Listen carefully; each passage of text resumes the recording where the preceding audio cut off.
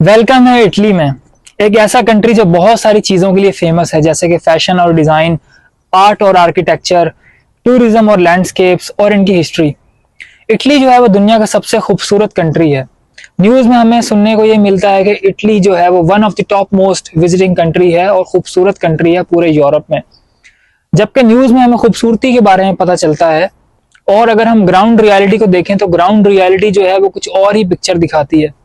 आज की इस ग्राउंड रिपोर्ट में हम जानेंगे इटली के बारे में वो फैक्ट्स एंड फिगर्स जिनके बारे में शायद आपको मालूम ना हो। आइए देखते हैं।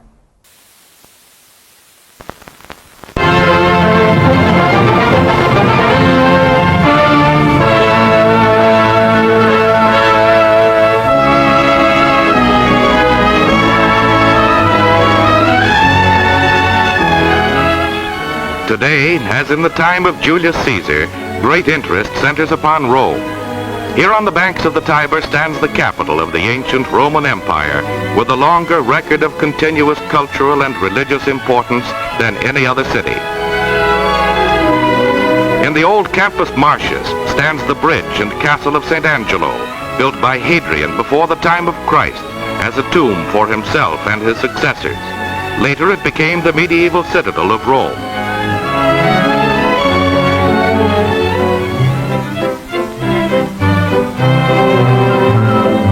Many age-old relics of the ancient city and days of Roman power are still a part of the modern city's life, where all the authority of Caesar is sometimes centered in a traffic cop. Italy जो है वो southern European country है और member है European union का, और इसकी GDP जो है वो 2128 बिलियन डॉलर रिकॉर्ड की गई 2023 में, अकॉर्डिंग टू इस्तात। इस्तात जो है वो नेशनल इंस्टीट्यूट ऑफ स्टैटिस्टिक्स है इटली में, जो कि हमें बताता है कि इटली जो है वो इस वक्त थर्ड इकोनॉमिक पावर है पूरे यूरोप में। इवन इटली जो है वो यूरोपियन यूनियन का मेंबर तो है, लेकिन यूरोपियन यूनियन का मेंबर होने के बावजूद ये कंट्री जो है वो बहुत सारी प्रॉब्लम्स को फेस कर रहा है। सो आज हम जानेंगे उन प्रॉब्लम्स के बारे में। यूरोप में इटली जो है वो अपनी पॉलिटिकल इंस्टेबिलिटी की वजह से काफी फेमस है, इसीलिए ये कंट्री जो है वो एक लो क्रेडिबल कंट्री है और इन्वेस्टर्स इस कंट्री में इन्वेस्ट करने से डरते हैं। 2001 में इटली जो है वो बहुत ही बुरे डेब्ट क्राइसिस का शिकार हो गया था, जिसकी वजह से जो पब्लिक डेब्ट था इटली का वो 120% हो गया जीडीपी के। उस वक्त के जो प्राइम मिनिस्टर थे सिल्वियो बेर्लुस्कोनी, उन्हें फोर्सफुली रिजाइन करने पर मजबूर किया गया, क्योंकि उनसे गवर्नमेंट जो है वो संभल नहीं रही थी। और उसके बाद जो टेक्नोक्रेट्स हैं उनकी गवर्नमेंट को इंट्रोड्यूस करवाया जाता है इटली में, ताकि फिर से फाइनेंशियल रिफॉर्म्स किया जा सके इटली में। 2001 में इटली में जो इकोनॉमिक हालात थे वो यहाँ तक पहुंच गए थे कि इटली जो है वो बैंकरप्ट होने वाला था। दूसरा यहाँ पर सबसे बड़ा प्रॉब्लम जो है वो यूथ अनएम्प्लॉयमेंट है। यूथ अनएम्प्लॉयमेंट मार्च में जो है वो 19% थी और फरवरी में 17.30 थी। इस साल 1,70,000 इटालियंस जो हैं वो कंट्री छोड़कर चले गए बेटर फ्यूचर के लिए, और ये नंबर इतनी तेजी से बढ़ता जा रहा है। मोस्ट ऑफ द इटालियंस जो कंट्री छोड़कर गए हैं उनकी एज 25 to 35 है और वो लोग हाईली एजुकेटेड हैं। थर्ड प्रॉब्लम जो है इटली में वो नॉर्थ और साउथ डिवाइड है। जो नॉर्थ पार्ट है वो ज्यादा डेवलप्ड है और जो साउथ पार्ट है वो लेस डेवलप्ड है। नॉर्थ रीजन में better infrastructure, job opportunities, GDP per capita भी ज्यादा है, और साउथ रीजन जो है वो बहुत ही वीक है इन सब एरियाज में। आखिर ये नॉर्थ रीजन क्यों है इतना डेवलप्ड साउथ पार्ट से? तो उसके पीछे तीन मेन वजूहात हैं। पहला रीजन जो है उसकी ज्योग्राफी, दूसरा सोशो और पॉलिटिकल एवोल्यूशन, और तीसरा उसकी हिस्ट्री। आइए जानते हैं। अगर हम नॉर्थ रीजन की ज्योग्राफी को देखें तो यहाँ पर पो वैली है। अब पो वैली क्या है? पो वैली जो है वो 650 किलोमीटर लॉन्ग एक प्लेन एरिया है, जो कि इटली का बहुत ही बड़ा इंडस्ट्रियल हब है।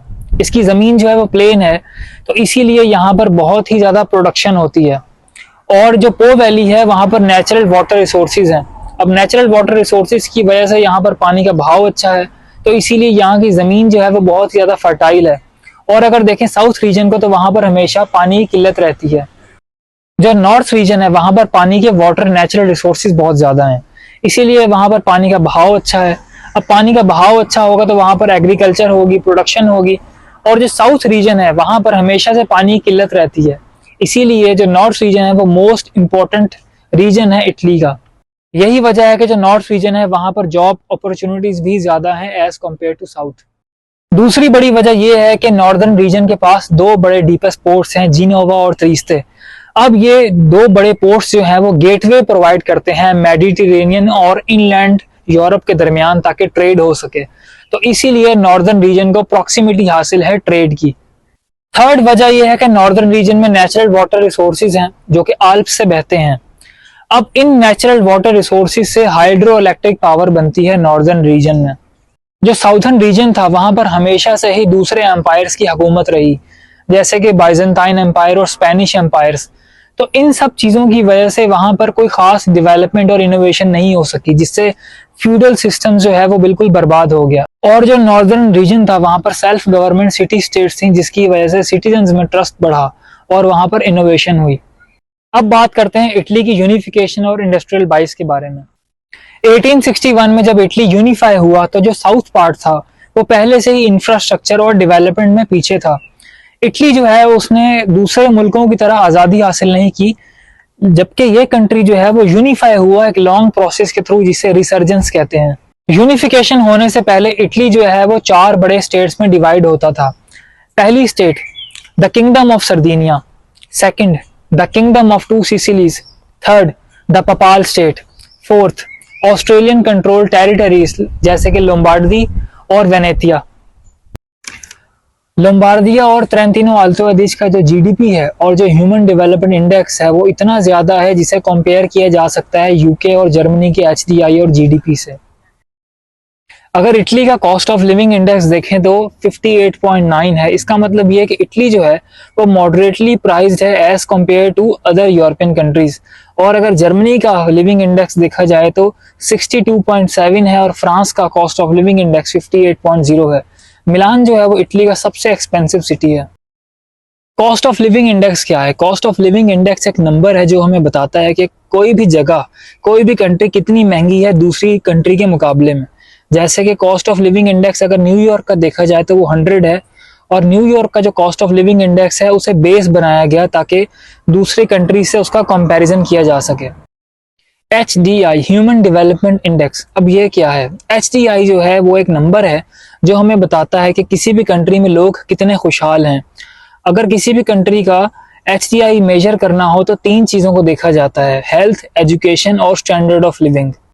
अगर कराची का और मिलान का कंपैरिजन किया जाए तो आप देख सकते हैं कि कराची और मिलान में एवरेज सैलरी का कितना डिफरेंस है, इलेक्ट्रिसिटी का, गैस का, अपार्टमेंट का क्या रेंट है, कितना ज़्यादा महंगा हो सकता है मिलान में रहना।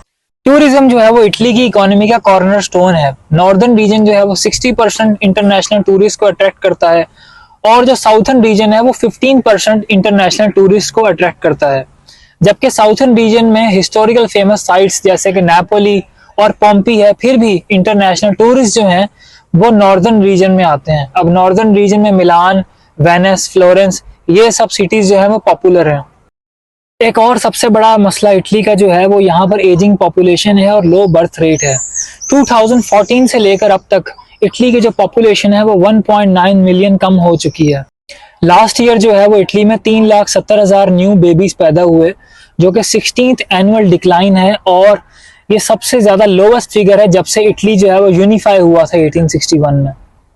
इटली में इलीगल इमिग्रेंट्स बहुत ज्यादा हैं। यहाँ पर इलीगल इमिग्रेंट्स इतने ज्यादा बढ़ गए थे कि इटालियन गवर्नमेंट को उनके अगेंस्ट एक्शन लेना पड़ा। जॉर्जिया मेलोनी जो कि इटालियन प्राइम मिनिस्टर हैं, उन्होंने अल्बेनियन गवर्नमेंट के साथ नवंबर 2024 में एक डील की जिसके मुताबिक इटालियन गवर्नमेंट अल्बेनियन गवर्नमेंट को $200 मिलियन देती है ताकि अल्बेनिया में इंफ्रास्ट्रक्चर और डेवलपमेंट को इम्प्रूव किया जा सके, और उसके बदले में अल्बेनियन गवर्नमेंट जो है वो इटली में इलीगल इमिग्रेंट्स को आने से रोकेगी।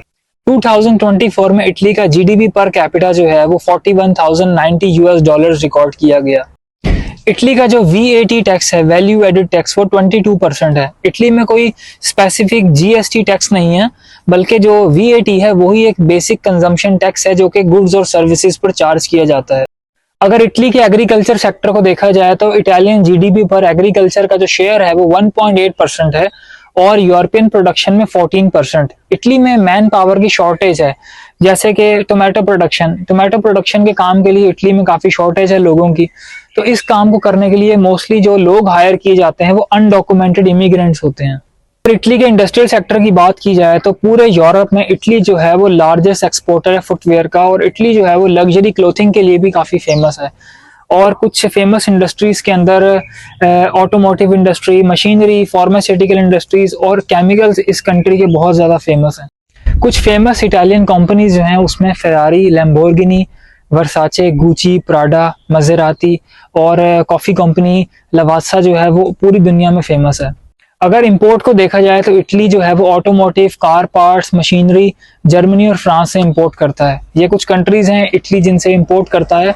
क्रूड ऑयल जो है वो इटली इंपोर्ट करता है। अल्जीरिया से इटली जो है वो गैस इंपोर्ट करता है। तकरीबन 85 to 90% गैस जो है वो इंपोर्ट की जाती है, क्योंकि इटली में कोई खुद का कोई नेचुरल गैस रिसोर्स नहीं है। बहुत ही कम पैमाने पे इटली में जो नेचुरल गैस है, तो गैस जो है वो इटली दूसरे कंट्री से इंपोर्ट करता है। इटली में काफ़ी छोटे लेवल पे जो है वो ऑयल फील्ड्स हैं, जैसे कि बसिलिकाता, सिसिली के अंदर जो है वो ऑयल फील्ड्स हैं। इटली जो है वो नेचुरल गैस 4 मेन कंट्री से इंपोर्ट करता है, जिसके अंदर अल्जीरिया, अजरबैजान, रशिया और लीबिया शामिल हैं। अगर एक्सपोर्ट की बात की जाए तो इटली में जो मैन्युफैक्चरिंग प्रोडक्ट्स हैं वो एक्सपोर्ट्स को डोमिनेट करता है।